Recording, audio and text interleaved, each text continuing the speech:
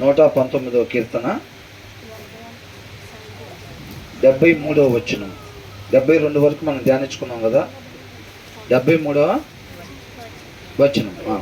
నీ చేతులు నన్ను నిర్మించి నాకు రూపము ఏర్పరచెను. నాకు రూపము ఏర్పరచెను. ఎవరు మాట్లాడుతున్నారు? ఇది కీర్తనాకారుడు మాట్లాడుతున్నాడు. ఎవరితో మాట్లాడుతున్నాడు? దేవునితో మాట్లాడుతున్నాడు అన్నమాట. ఏమని మాట్లాడుతున్నాడు? నీ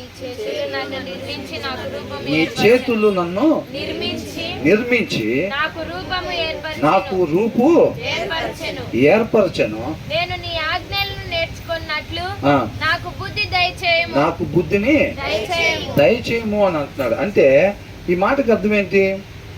your hands made me and formed me. ఏం చేసినాయి అంట? ఆయన చేతులు నిర్మించి మనల్ని రూపు ఏర్పరచను మనకి. Give me understanding to learn your commandments అని అంటున్నాడు. కమాండ్స్ అని అంటున్నాడు. అర్థమవుతుందండి? నీ చేతులు నన్ను రూపించిని, నన్ను నిర్మించిని అని అంటే దాని అర్థం ఏంటి? నా సృష్టికర్తవు నీవే, నన్ను నిర్మించిన వాడువు నీవే అని అర్థం. అవునా? అది సృష్టి అయి ఉన్న కీర్తనాకారుడు ఒప్పుకుంటా ఉన్నాడు. నా సృష్టికర్తవి నీవే అని. ఈయన సృష్టిగా ఏమంటున్నాడు? దాని కింద ఏమని అంటున్నాడు? Give me understanding to learn your commands అని అంటున్నాడు. తెలుగులో ఏమనుంది? నీ ఆజ్ఞలను నేర్చుకున్నట్లు నాకు బుద్ధి దయచేయము. ఆయన ఆజ్ఞలంత సృష్టికర్త యొక్క ఆజ్ఞలను గైకొనటానికి ఈయనకేమంటున్నాడు? బుద్ధి దయచేయి అని. అంటే ఫస్ట్ ఏం చేశాడు? ఆయన పండు తినద్దు అని అంటే ఏం చేశారు? వీళ్ళు పండుని తిన్నారు. అలా కాకుండా నా సృష్టికర్త నువ్వు నన్ను నిర్మించుకున్నావు. అవునా? కాబట్టి నీ చిత్తానుసారంగా నేను జీవించాలి. నీ ఆజ్ఞల చొప్పున నేను నడుచుకునేటట్టుగా నాకు బుద్ధిని దయచేయి ప్రభువా. ఆ దినాన నువ్వు లెఫ్ట్ అంటే నేను ఎటు తిరిగా? రైట్కి తిరిగా. నేను అలా కాకుండా, నేను ఎప్పుడు కూడా అలా ఉండకుండా, నువ్వు లెఫ్ట్ అంటే నేను లెఫ్ట్కి తిరిగేటట్టుగా, రైట్ అంటే రైట్కి తిరిగేటట్టుగా, సిట్ అంటే కూర్చునేటట్టుగా, స్టాండ్ అంటే నుంచునేటట్టుగా, నీ ఆజ్ఞల ప్రకారంగా మాత్రమే నేను నడుచుకునేటట్టుగా నాకు బుద్ధిని దయచేయి ప్రభువా అని అంటున్నాడు. అర్థమవుతుందండి? నా సృష్టికర్తవు నువ్వు, నీ మాట ప్రకారంగా మాత్రమే నేను నడుచుకునేటట్టుగా. అర్థమవుతుందండి? అలాగ నన్ను ఉంచు ప్రభువా అని అంటున్నాడు కీర్తనకారుడు. మన ఆలోచన కూడా అదే అయ్యిందా? ఆ దినాన్ని ఏం తెలియపరిచాం? మన ప్రవర్తన ద్వారా. సృష్టికర్తవు నువ్వే, సమస్త సృష్టిని నిర్మించావు, నన్ను కూడా నిర్మించావు, నన్ను ఏలమని మొత్తం అప్పచెప్పావు. ఇంక చాలు, ఇంకేమి ఆపరేట్ చేయొద్దు, నా సంగతికి నేను చూసుకుంటానని మన ప్రవర్తన ద్వారా తెలియపరిచాము అన్నమాట. ఇక ఎప్పుడు కూడా నేను అలా ఉండకుండా నీ మాట ప్రకారంగా నేను ఉండేటట్టుగా, నా పట్ల నీ ఉద్దేశం ఏదైతే ఉందో ఆ ఉద్దేశం కొరకు మాత్రమే నేను జీవించేటట్టుగా నన్ను నువ్వు నడిపించు. ఆ బుద్ధిని నాకు దయచేయి ప్రభువా అని అంటున్నాడు అన్నమాట. అర్థమవుతుందని? ఇప్పుడు ఒక ఫోన్ని తయారు చేసుకున్నాడు అనుకోండి ఒక ఆయన, దాన్ని ఎలా ఆపరేట్ చేస్తే అలా ఆపరేట్ అయ్యేటట్టుగా అది, అంతే తప్ప దాని సొంత ఇష్ట ప్రకారంగా అది ఆపరేట్ అయ్యేటట్టుగా కాకుండా, నేను అలా ఉండకుండా అలా ఆపరేట్ అవుతుంటే అది ఏం ఫోన్ అనుకున్నాం? హ్యాంగ్ అయిపోయినట్టు అది. అవునా? మనం దాన్ని ఆపరేట్ చేయకుండానే దాని అంతటికి అది ఆప్షన్స్లోకి వెళ్ళిపోతుంది అనుకోండి, ఆ ఫోన్ ఏమైనట్టు? హ్యాంగ్ అయిపోయినట్టు. అప్పుడు ఆ ఫోన్ని మంచి ఫోన్ అంటారా? మంచి ఫోన్ అని అనరు అనమాట. నేను అలాగా మంచోడుగా కాకుండా నేను మంచోడుగా ఉండేటట్టుగా నా సృష్టికర్తవైన నీ ఆజ్ఞల ప్రకారంగా మాత్రమే నువ్వు నన్ను ఎలాగుండమంటే నేను అలాగే ఉండేటట్టుగా నాకు బుద్ధిని దయచేయి ప్రభువా అని అంటున్నాడు. ఇవాళ మన బుద్ధి ఎలాగుంది? మన బుద్ధి ఎలాగుంది? సృష్టికర్తతో కనెక్షన్ ఉందా? ఉందా అసలు? ఇప్పుడు ఒక రిమోట్ కార్ ఉందండి, మన చేతిలో ఏముంటుంది? రిమోట్ ఉంటుంది. ఇప్పుడు అక్కడ కార్ పోతా ఉంది, దాన్ని ఇట్లా లెఫ్ట్కి తిప్పగానే లెఫ్ట్కి, రైట్కి అనగానే రైట్కి తిరుగుతూ ఉంటుంది. అలాగంటే ఆ కారు దేంతో కనెక్ట్ అయ్యి ఉంది? ఈ రిమోట్తో కనెక్ట్ అయ్యి ఉంది. మనం అలాగే సృష్టికర్తతో కనెక్ట్ అయ్యి ఉన్నామా? లేకపోతే మన ఇష్టానుసారంగా మనం ఆపరేట్ చేసుకో అవుతున్నామా అనేది చెక్ చేసుకోవాలి. కీర్తనాకారుడు ఏమంటున్నాడు? నన్ను నిర్మించిన వాడివి, నన్ను రూపించిన వాడువు నువ్వే, కాబట్టి నీ ఆజ్ఞల ప్రకారంగా నడుచుకోవటానికి నాకు బుద్ధిని దయచేయి ప్రభువా అని అంటున్నాడు. మనం కూడా అదే రీతిగా ప్రార్థించేవారుగా ఉండాలి. తర్వాత ఏమని అంటున్నాడు? నీ వాక్యము మీద నేను ఆశ పెట్టుకొని ఉన్నాను. మే దోస్ హూ ఫియర్ యూ అని అంటే నీకు ఎవరైతే భయము భక్తి నీ యందు కలిగి ఉంటారో rejoice when they see me అని అంటున్నాడు. అంటే నన్ను చూసినప్పుడు అని అంటున్నాడు. ఎవరైతే నీ యందు భయము భక్తి కలిగి ఉంటారో వాళ్ళు నన్ను చూసినప్పుడు వాళ్ళు ఏం చేస్తారంట? నీ యందు భయభక్తులు గలవారు వాళ్ళంతా రీజాయిస్, ఆనందపడతారంట, సంతోషపడతారంట. అర్థమవుతుందండి? ఇప్పుడు ఫోన్స్లో యాపిల్ ఫోన్ ఎలా ఉంటుంది? అవునా? మిగతా అన్నీ కూడా దానిలాగా ఉండాలన్నట్టుగా ఉండిద్ది అనమాట. అంటే ఒక కరెక్ట్ వేలో దాన్ని తయారు చేసిన సృష్టికర్త ఏ కమాండ్ ఇస్తే ఆ కమాండ్ ప్రకారంగా జీవిస్తున్నారు అనుకోండి, మిగతా వాళ్ళు కూడా ఎందరూ ఏమనుకుంటారు? మనం కూడా అలా ఉండాలిరా, అది నెంబర్ 1 అది అసలు. అవునా? అనుకుంటారా లేదా? అంటే ఆ సృష్టికర్త ఏది చెప్తుంటే అది చేస్తుంది అనుకోండి, దాని సృష్టికర్త ఎంత ఆనందపడతాడు అసలు. అది లెఫ్ట్ అంటే ఇది రైట్ తిరుగుతుంది అనుకోండి, ఆనందపడతాడా? ఆనందపడదు, దుఃఖపడతాడు. అవునా? కానీ దాని సృష్టికర్త దాన్ని ఎలాగ ఆపరేట్ చేస్తుంటే, ఏ ఉద్దేశం కొరకు దాన్ని జీవింపజేశాడో, నిర్మింపజేశాడో దాని ప్రకారంగా ఆయన కమాండ్స్ ప్రకారంగా మాత్రమే అది నడుచుకుంటుంది అనుకోండి. అంటే వాక్యంలో ఏది చేయమని చెప్తున్నాడో అది మాత్రమే చేస్తా, ఏది వద్దు అని చెప్తున్నాడో అది చెయ్యకుండా ఎవరైతే ఉంటారో వారి పట్ల సృష్టికర్త ఎలా ఉంటాడు? వెళ్ళదా? వాక్యంలో ఆయన ఏమి చేయమని చెప్తున్నాడో అదే చేస్తా, ఏది వద్దు అని అంటున్నాడో అది చెయ్యకుండా ఉంటే వారి పట్ల దేవుడు ఎలా ఉంటాడు? సంతోషంగా ఉంటాడు. అవునా? సంతోషంగా ఆయన చిత్తం ప్రకారంగా అది పనిచేస్తూ ఉన్నట్టు. అవునా కదా? కాబట్టి ఈయనేమంటున్నాడు? ప్రభువా, నీ చేతులు నన్ను నిర్మించినవి, నా సృష్టికర్త నువ్వే, నీ మాట ప్రకారంగా మాత్రమే నేను జీవించేటట్టుగా నాకు బుద్ధిని దయచేయి ప్రభువా అని అన్నాడు ఫస్ట్ మాటలో. రెండో మాటలో ఏమంటున్నాడు? నీ యందు భయభక్తులు కలిగి ఎవరైతే ఉంటారో అని అంటే ఆయన చేయమన్న పని చేయటం, ఆయన వద్దన్న పని చేయకుండా ఉండటం, అది భయభక్తులు కలిగి ఉండటం అంటే. అర్థమవుతుందండి?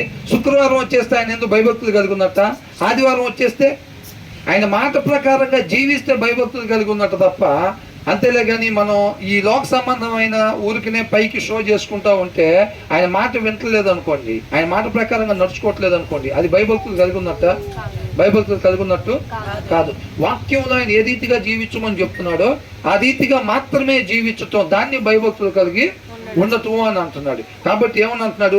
నీ యందు ఎవరైతే భయభక్తులు కలిగి ఉంటారో వాళ్ళు నన్ను చూసినప్పుడు వాళ్ళంతా సంతోషించేవారుగా ఉంటారనమాట. అసలు ఆయన చూడరా ఎలాగుంటున్నాడు అసలు. సృష్టికర్త ఆయన పట్ల ఎంతో సంతోషిస్తూ ఉంటాడు. అవునా? మనం కూడా అలా ఉండాలి అసలు, మనం కూడా అలా ఉండాలి. ఇప్పుడు వీళ్ళందరూ కూడా బావిలో పడిపోయి ఉన్నారు కదా పాపం చేసి. అవునా? ఒక ఆయన తాడు పట్టుకొని చక్కగా దేవుడు ఈ చేయి తీసి అక్కడ పైన పట్టుకో, ఆ కాలు అక్కడ పెట్టు అని అలా చెప్తా ఉంటే దాని ప్రకారంగా నడుచుకుంటే వెళ్ళిపోతున్నాడు అనుకోండి, అంత దూరం ఎక్కేసాడు అనుకోండి, ఎలా ఉంటుంది అసలు? ఆజ్ఞలు చెప్పేయడానికి ఎలా ఉంటుంది అసలు? నెంబర్ 1 అసలు నేను చెప్పినట్టు నా మాట కోసం చెయ్యి అక్కడ పెట్టేసేస్తాడు, కాలు అక్కడ పెట్టమన్నప్పుడు కాలు అక్కడ పెట్టేసి నేను నా మాట కోసం ఎదురు చూస్తూ ఉంటాడు. ప్రభు చెప్పు నెక్స్ట్ ఏం చేయమంటావు? ఇంకా ఫలానా మాట చెప్పగానే ఎమ్మట అది చేసేస్తూ ఉంటాడు అనమాట. సృష్టికర్తకి ఎంత ఆనందంగా ఉంటుందండి అసలు. అవునా? చెప్పిన మాట వదిలిపెట్టేసి ఆయన నచ్చింది చేసుకుంటున్నాడు అనుకోండి, ఎలా ఉంటుంది? ఎంత బాధపడతారు? అవునా? కాబట్టి ఈయనేమంటున్నాడంటే నా సృష్టికర్తవు నువ్వే, నీ మాట ప్రకారంగా మాత్రమే నేను జీవించేటట్టుగా నాకు బుద్ధిని. మనిషికి ఏది బుద్ధి పుడితే అది చేస్తూ ఉంటాడు. కాబట్టి నాకు ఏది పడితే అది బుద్ధి పుట్టకుండా నీ చిత్త ప్రకారంగా మాత్రమే నేను నడుచుకునేటట్టుగా నాకు ఆ బుద్ధిని దయచేయి ప్రభువా అని అంటున్నాడు.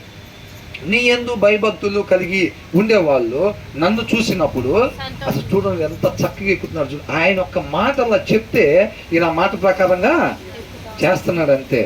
అసలు అలాగ నన్ను ఎవరైతే చూస్తారో వాళ్ళు చూసినప్పుడు అంట వాళ్ళకి ఏమనిపించింది అంట? ఎంతో సంతోషం అనిపించింది అంట. ఆయన పట్ల ఆయన తయారు చేసిన ఆయన ఎంతో సంతోషించేవాడిగా ఉన్నాడు అని అర్థమైపోతూ ఉండిద్ది. అవునా?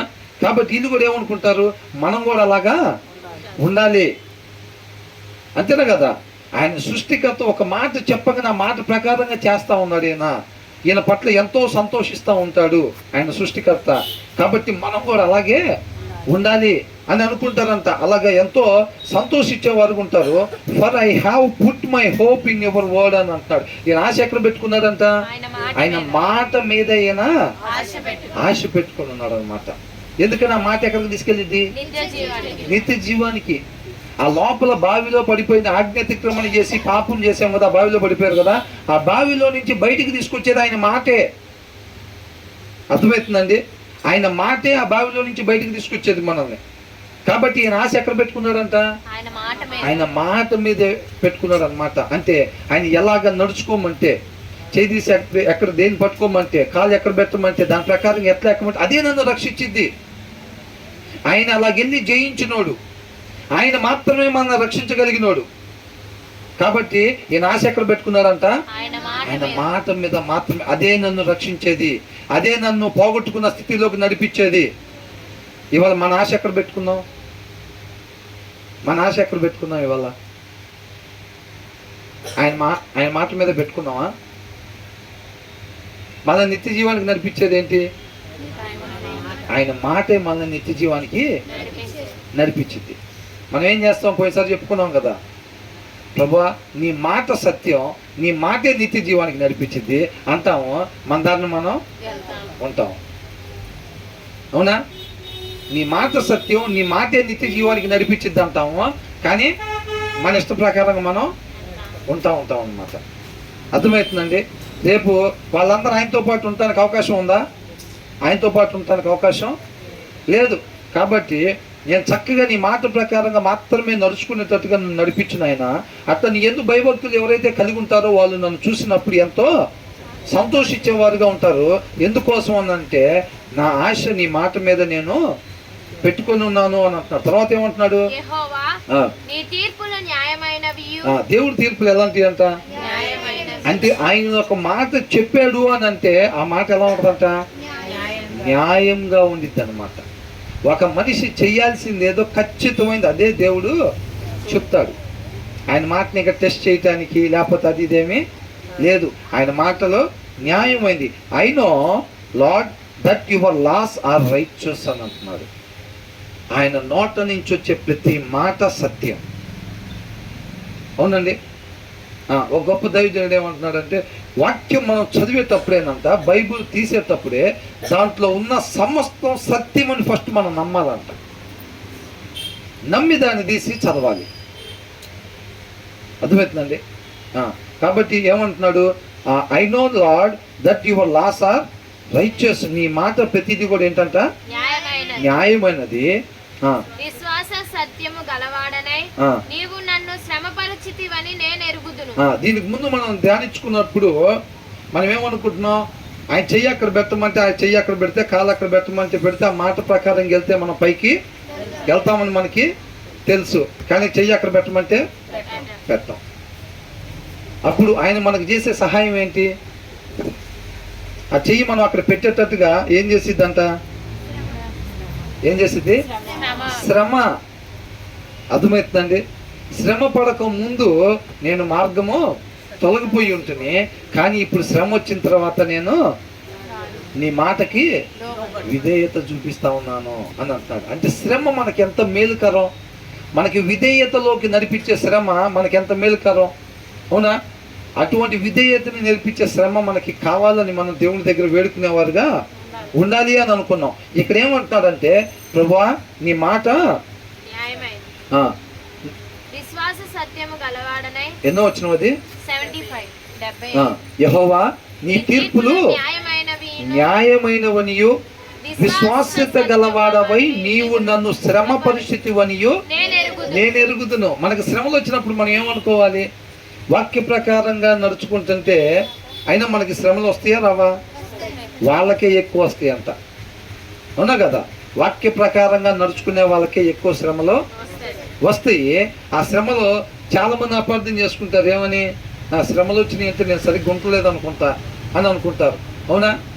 శ్రమలు వచ్చినంత మాత్రం మనం సరిగ్గా ఉండలేదనా? అది మనకి అవసరం కాబట్టే రప్పించావు అని అంటున్నాడు కీర్తనకారుడు. చూసారా ఎంత మంచి అండర్స్టాండింగ్ ఉందో? యోబుకు లేదు ఇది, ఈ కీర్తనకారుడికి ఉన్నది, యోబుకి లేదు. యోబు ఏమన్నాడు శ్రమ వచ్చినప్పుడు?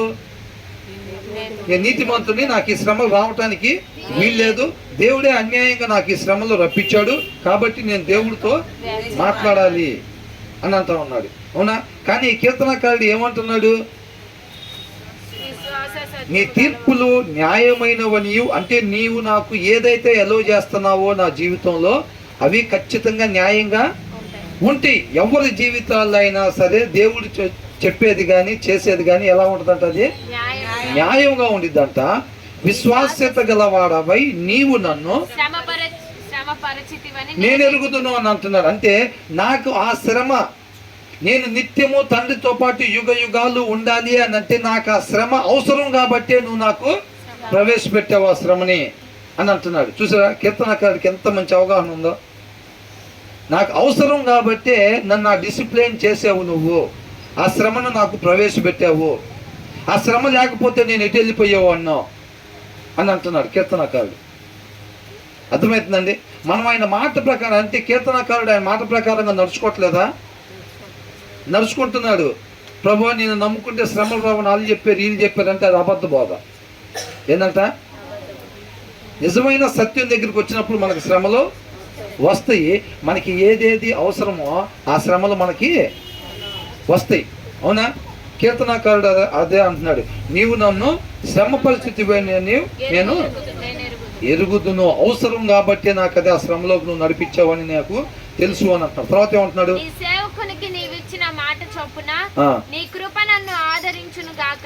ఏమిచ్చాడు మాట? నిత్య జీవాన్ని ఇస్తానని చెప్పి మాట ఇచ్చాడు. అవునా?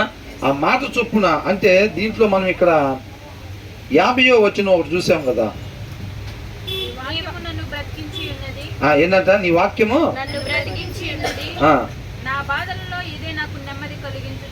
My comfort in my suffering is this అని అంటున్నాడు. అంటే ఆయన శ్రమల్లో అంట ఆయనకి సౌకర్యాన్ని కలిగిస్తుంది ఏంటి అని అంటే ఇది అని అంటున్నాడు. ఏంటది అని అంటే your promise preserves my life అని అంటున్నాడు. ఏంటంట? ఆయన ఇచ్చిన వాగ్దానం ఏదైతే ఉందో అదే నా జీవితాన్ని భద్రపరిచేది అని అంటున్నాడు. Preserves my life. అర్థమవుతుందండి? నువ్వు ఇచ్చిన వాగ్దానం, నాకు అనేక శ్రమలు వస్తున్నాయి, నాకు ఆ శ్రమలు వస్తున్నా సరే వీళ్ళు ఆనందపడుతూ ఉన్నారు. ఎందుకనంటే ఆయనకి ఇచ్చిన వాగ్దానం అంటే వీళ్ళ జీవితాన్ని భద్రపరుస్తూ ఉంది. అవునా? కాబట్టి మనం రైట్ వేలోనే వెళ్తున్నాము, కరెక్ట్ మార్గంలోనే వెళ్తున్నాము. శ్రమలు రాకపోతుంటే మనం దారి తప్పిపోయామని అర్థం. విధేయతను నేర్పించే శ్రమలు మన జీవితంలో రావట్లేదు అనుకోండి, అప్పుడు మనం దారి తప్పిపోయామని అర్థం. అవునా? మనకి అదే శ్రమలు వస్తున్నాయి అనుకోండి, మనం ఎటు వెళ్తున్నట్టు? రైట్ వేలోనే వెళ్తున్నట్టు. శ్రమలు ఎవరికి రావు అంటే కంఫర్ట్ భక్తి చేసే వాళ్ళకి రావు శ్రమలు. సౌకర్యమైన భక్తి చేస్తూ ఉంటారు. అంటే లోకస్తుల దగ్గర ఉన్నప్పుడు ఏం చేస్తారు?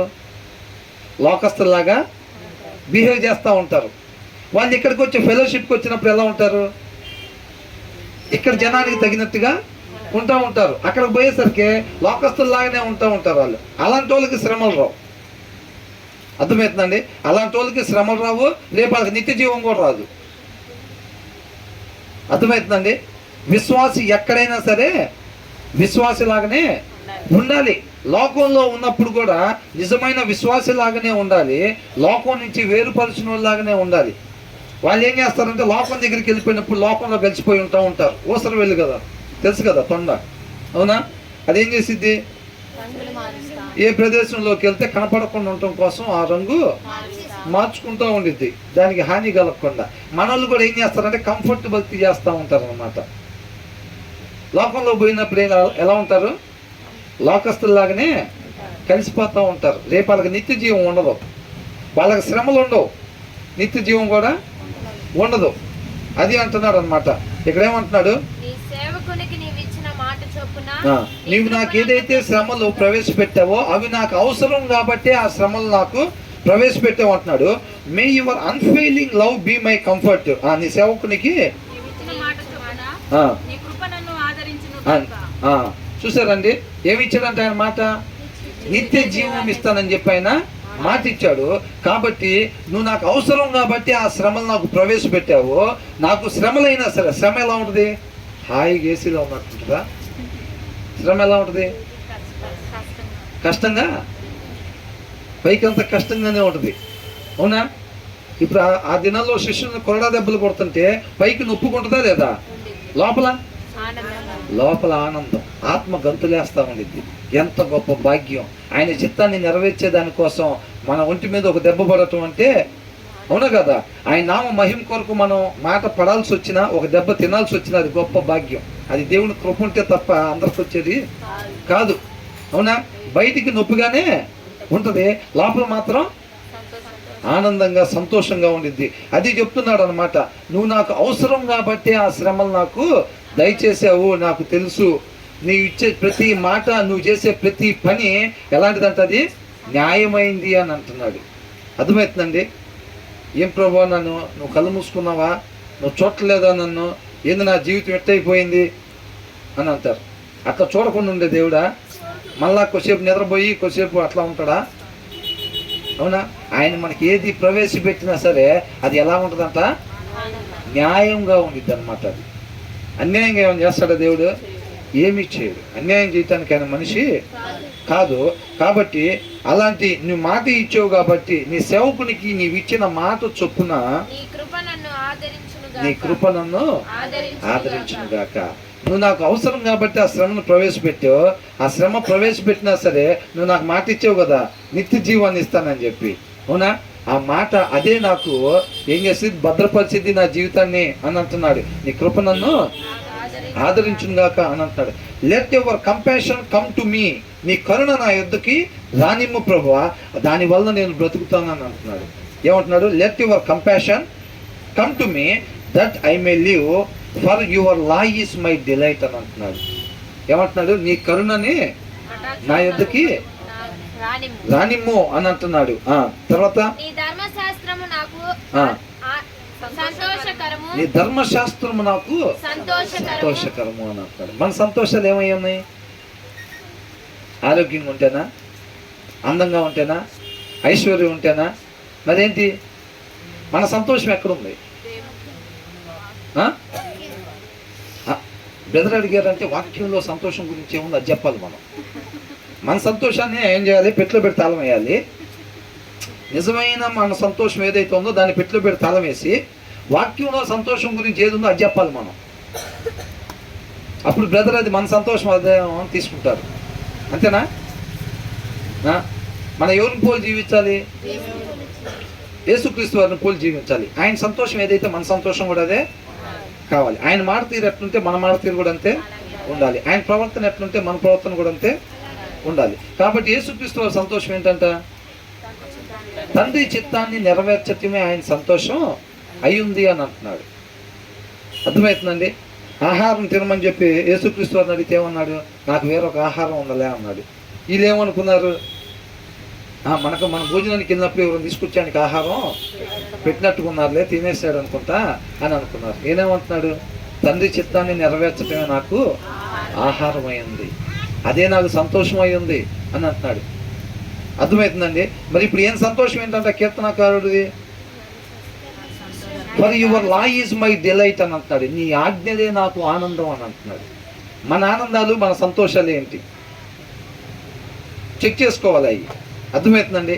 పిల్లలు కిలకిలా నవ్వుతుంటే వాళ్ళ వైపు చూస్తే కడుపు నిండిపోతుందా? దేవుడు మాట ప్రకారం ఉండపోయినా పర్వాలేదుగా. దేవుడు మాట ప్రకారంగా ఉండకపోయినా సరే పిల్లలు కానీ సంతోషంగా కిలకిలా నవ్వుతూ ఉంటే, చక్కగా నిద్రపోతుంటే వాళ్ళని చూస్తుంటే ఏమవుతుందంట? కడుపు నిండిపోతుందంట, సంతోషంగా ఉందంట తల్లికి తండ్రికి పిల్లలను బట్టి. అవునా కదా? గీత దాటి మన జీవితాల్లో రానిచ్చేది ఏదైనా సరే, అది పిల్లలైనా, డబ్బైనా, పేరైనా, అందమైనా, అది విగ్రహారాధనతో సమానమే. దేంతో సమానం అంట? విగ్రహారాధనతో సమానమే. అది గీత దాటి దేవుడికి ఇవ్వాల్సిన స్థానం మనం దేనికి ఇచ్చినా సరే అది దేంతో సమానం అంట? విగ్రహారాధనతోనే సమానం. అది అర్థమవుతుందండి? కాబట్టి ఏది కూడా గీత దాటి అవతలకి వెళ్లకుండా మనం చూసుకోవాలి జాగ్రత్తగా. నేను బ్రతుకున్నట్లు ఆ, నీ కరుణా కటాక్షములు ఆ. నాకు కలుగును గాక. కలుగును గాక అని అంటున్నాడు. ఏంటంట? నేను బ్రతుకున్నట్లు నీ కరుణా కటాక్షములు నాకు కలుగును గాక. కలుగును గాక అని అంటున్నాడు. ఈయన ఎలా బ్రతుకుతాడంట? ఈయన బ్రతకాలి అని అంటే ఏం కావాలంట? ఆయన కరుణ కటాక్షం కాదు. మనం బ్రతకాలంటే మన బలం చాలు బ్రదర్. మన బలము, డబ్బు, కుటుంబాలు ఎవరు టచ్ కూడా మనల్ని చేయలేడు. నా ప్రాణమా అట్లా అన్నమాట. నా ప్రాణమా తినుము తాగుము సుఖించుము అన్నట్టు. అంటే ఏమనుకున్నాడు ఆయన?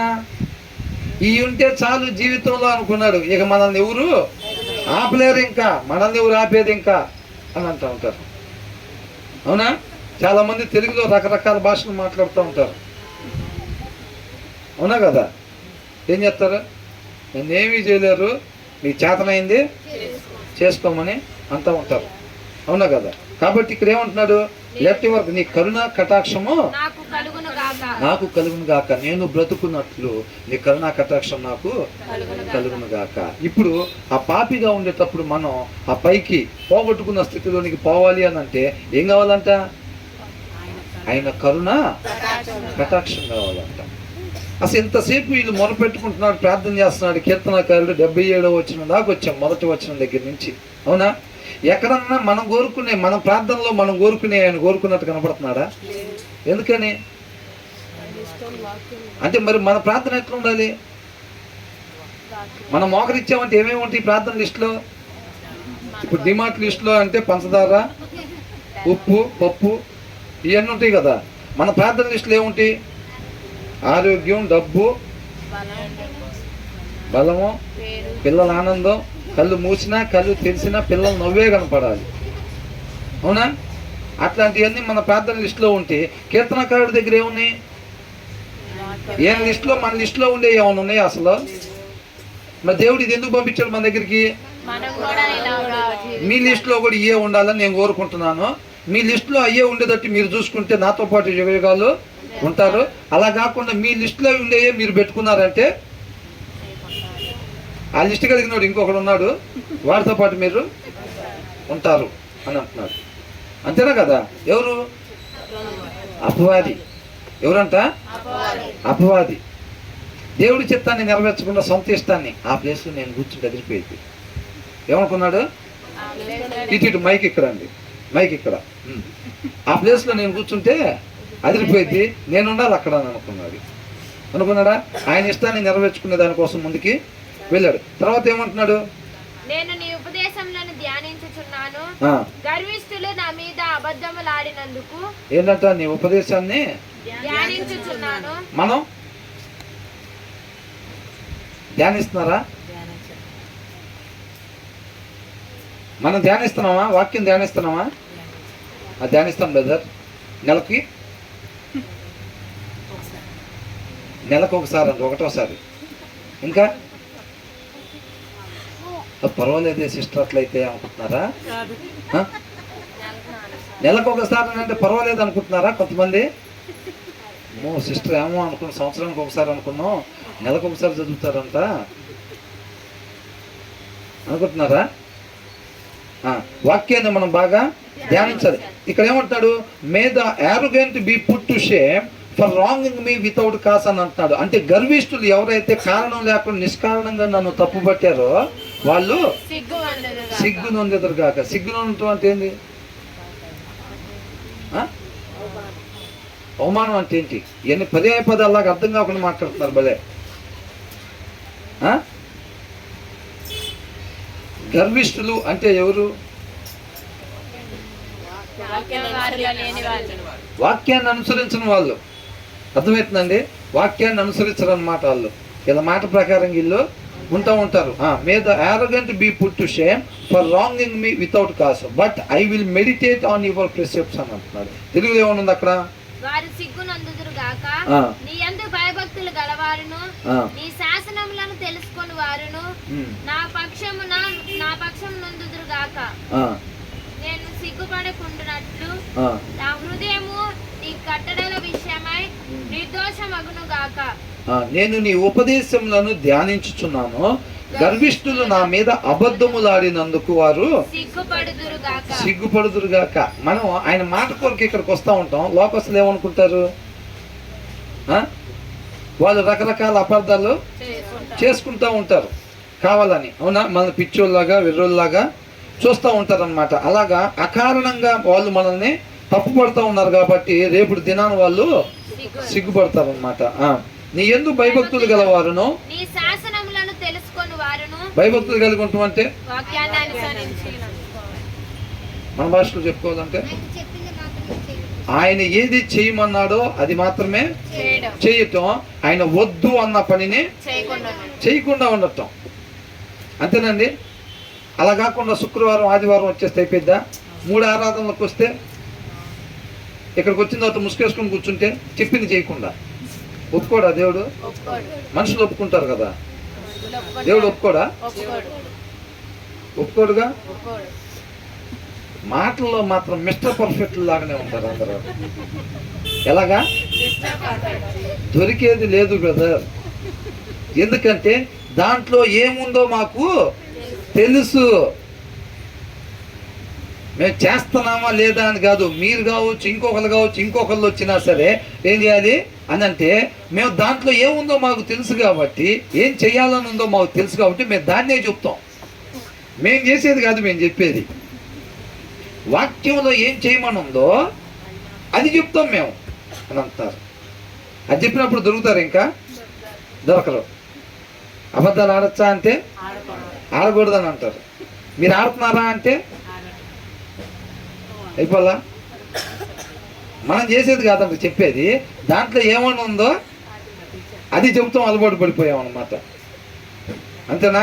తర్వాత ఏమనుంది? నీ యందు భయభక్తులు గలవారును, నువ్వు ఏదైతే చేయమని చెప్తున్నావో అది మాత్రమే చేసేవాళ్ళు, నువ్వు వద్దు అన్నది చేయకుండా ఉండే వాళ్ళు ఎవరైతే ఉంటారో వాళ్ళు నీ శాసనములు తెలుసుకున్న వారును నా పక్షంన ఉందురుగాక. అందుకని ఆత్మీయులే కలిసి సహవాసం చేయగలుగుతారు తప్ప ఈ రోజుల్లో లోకస్తులతో కలిసి సహవాసం చేసే పరిస్థితి లేదు. లోకస్తులు ఎలా ఉంటారంటే, ఒక ఇద్దరు కలిసారంటే ఆ ఇద్దరిలో ఎవడు తెలియగలవాడు అంటే, ఇద్దరిలో ఫస్ట్ ఎవడు మోసం చేయగలుగుతాడో వాడు తెలియగలవాడు. సొసైటీలో అదే. ఇద్దరిలో ఫస్ట్ ఎవడు మోసం చేయగలిగితే వాడే తెలివైనవాడు, వాడే డబ్బులు సంపాదించుకుంటాడు. వాడికన్నా ఇది ఆలస్యంగా మోసం చేయగలిగాడు అనుకోండి, ఇది చేతగానోడు అన్నట్టు. అర్థమవుతుందండి? సొసైటీలో ఇప్పుడు అట్లా ఉందన్నమాట. తర్వాత ఏమంటున్నాడు? నేను సిగ్గుపడకుండానట్లు నా హృదయము నీ కట్టడల విషయమై నిర్దోషమగునుగాక. ఏమంటున్నాడు? మే I wholeheartedly follow your decrease అని అంటున్నాడు. కీర్తనకారుడు ఏమంటున్నాడు? హోల్ హార్టెడ్లీ అంటే ఏంటంట? హృదయపూర్వకముగా. ఎలాగంట? ఆయన మాటను ఎలాగ అనుసరిస్తారంట? May I wholeheartedly follow your decrees. నీ వాక్యమును నేనంట పూర్ణ హృదయపూర్వకంగా నేను అనుసరించటం వలన that I may not be put to shame. నేను రేపు రోజున సిగ్గుపడేవాడిగా ఉండను, అవమానపడేవాడిగా ఉండను అని అంటున్నాడు. రేపు తీర్పులో నిలబడినప్పుడు ఎవరైతే వాక్యాన్ని అనుసరిస్తూ ఉంటారో, హృదయపూర్వకంగా ఆయన మాటను అనుసరిస్తారో వాళ్ళు సిగ్గుపడేవారుగా ఉండరు. రేపు నిత్య జీవంలో వాళ్ళు వారసులుగా ఉంటారు. ఈ పైన వచనంలో చూసారా, ఎవరైతే గర్విష్ఠులుగా ఉంటారో 78వ వచనంలో, నీ ఉపదేశాన్ని ధ్యానించుచున్నాను, గర్విష్ఠులు నా మీద అబద్ధంలాడినందుకు. గర్విష్ఠులు అంటే ఎవరు అనుకున్నాం? వాక్యాన్ని అనుసరించిన వాళ్ళు ఎవరైతే ఉన్నారో వాళ్ళంతా రేపు దినాన్ని ఏమవుతారంట? సిగ్గుపడే వాళ్ళుగా ఉంటారన్నమాట. అంటే నిత్య నరకాగ్నికి వాళ్ళు గురయ్యే వాళ్ళుగా ఉంటారు. అర్థమవుతుందండి? దీన్ని ఒకసారి చూద్దాం మళ్ళీ. మొదటి వచనంలో ఏమంటున్నాడు? నా సృష్టికర్తవు నువ్వే ప్రభువా, నీ మాట ప్రకారంగా మాత్రమే నేను ఉండేటట్టుగా నాకు బుద్ధిని దయచేయి ప్రభువా అని అంటున్నాడు. రెండవ వచనంలో ఏమంటున్నాడు? నీ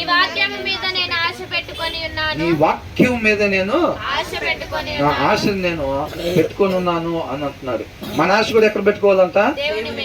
దేవుని వాక్యం మీదనే మన ఆశ పెట్టుకుని ఉండాలి. అదే మనల్ని బ్రతికించేది, అదే మనం పోగొట్టుకున్న స్థితిలోనికి మరలా మనల్ని నడిపించేది. అంటే అనేక మందికి మాదిరికరంగా ఉండాలి. May those who fear you rejoice when they see me అని అంటున్నాడు. నన్ను చూసినప్పుడు అంతా నీ యందు భయభక్తులు కలవారు ఏం చేస్తారంట? సంతోషిస్తారు అని అంటున్నాడు. అర్థమైందండి? అనేక మందికి మనం ఎలా ఉండాలి? మాదిరికరంగా ఉండాలి. వాక్యాన్ని మాత్రమే అనుసరించేవారుగా, మన సృష్టికర్త మన ఏది చెప్తాడో అదే మనం చేసేవారుగా ఉండాలి అని అంటున్నాడు. తర్వాత ఏమంటున్నాడు? ఆయన తీర్పులు ఎలాంటి అంట? న్యాయమైన. దేవుడు ఏంటి నాకు ఇలా చేశాడు, నేను మంచివాడిగానే ఉంటున్నాను కదా, అయినా నాకు ఇట్లా చేశాడు ఏంటి, అసలు నాకు అన్యాయం జరిగింది ఇవాళ, అట్లా జరిగిద్దా? మనం అపార్థం చేసుకుంటామేమో కానీ ఆయన తీర్పులు అన్యాయంగా ఉండవు.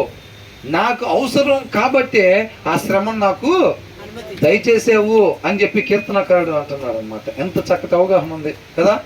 మనం కూడా శ్రమ వచ్చినప్పుడు దేవుని నిందించేవాడుగా ఉండకూడదు. ఆ శ్రమ మనకి అవసరం కాబట్టే, ఆ శ్రమ మనకి మేలు చేసేది కాబట్టి ఆ శ్రమను దేవుడు మనకు దయచేశాడని చెప్పి మనం అవగాహన చేసుకునేవారుగా ఉండాలి. తర్వాత ఏమంటున్నాడు?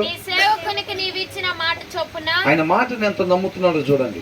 ఏంటంటే ఆ మాట నిత్య జీవాన్ని ఇస్తానని చెప్పి దేవుడు వాగ్దానం ఇచ్చాడు. అవునా? ఆయనకు ఒక్కరికే ఇచ్చాడా? మనకు కూడా ఇచ్చాడు ఆ మాట. మనకు కూడా ఆ మాటనే ఇచ్చాడు. దాన్ని కూడా మనం నమ్మి విశ్వసించాలన్నమాట. ఎలాంటి విశ్వాసం? క్రియలు కలిగిన అబ్రహాము విశ్వాసం ఎప్పుడైతే కలిగి ఉంటామో, క్రియలు లేకపోతే మన జీవితంలో ఎవరు కూడా నిత్య జీవానికి వెళ్ళరు. వాక్యాన్ని అనుసరించే క్రియలు మన జీవితంలో ఉండాలి. ఉంటేనే మనం నిత్య జీవానికి వారసులుగా ఉంటాము. తర్వాత ఏమంటున్నాడు? సంతోషకరము, నీ కరుణా కటాక్షంలో నేను బ్రతుకున్నట్లుగా నాకు కలుగజేయము అని అంటున్నాడు. తర్వాత నేను నీ ఉపదేశాన్ని ధ్యానిస్తా ఉన్నాను, నీ మాట ప్రకారంగా నేను ఉంటున్నాను, నీ మాట ప్రకారంగా ఉన్నాను. గర్విష్ఠులు రేపు దినాన సిగ్గుపడేవారుగా ఉంటారు. నా హృదయపూర్వకంగా నేను నీ మాటని అనుసరించేవాడిగా ఉంటాను, రేపు దినాన నేను సిగ్గుపడేవాడిగా ఉండను అని అంటున్నాడు. ఇది మొత్తం కూడా దేవుని వాక్యం మీదనే ఆయన ఆశ పెట్టుకుని ఉన్నాడంట. ఆయన మాట ప్రకారంగా మాత్రమే, సృష్టికర్త యొక్క మాట ప్రకారంగా మాత్రమే జీవించాలి అని చెప్పి కీర్తనకారుడు ఆశపడుతూ ఉన్నాడు అనమాట. ఇది మన ముందుంచారు అని అంటే మనం కూడా ఆయన మాట ప్రకారంగా మాత్రమే ఉండేవారుగా ఉండాలి. దేవునికే మహిమ కలుగును గాక.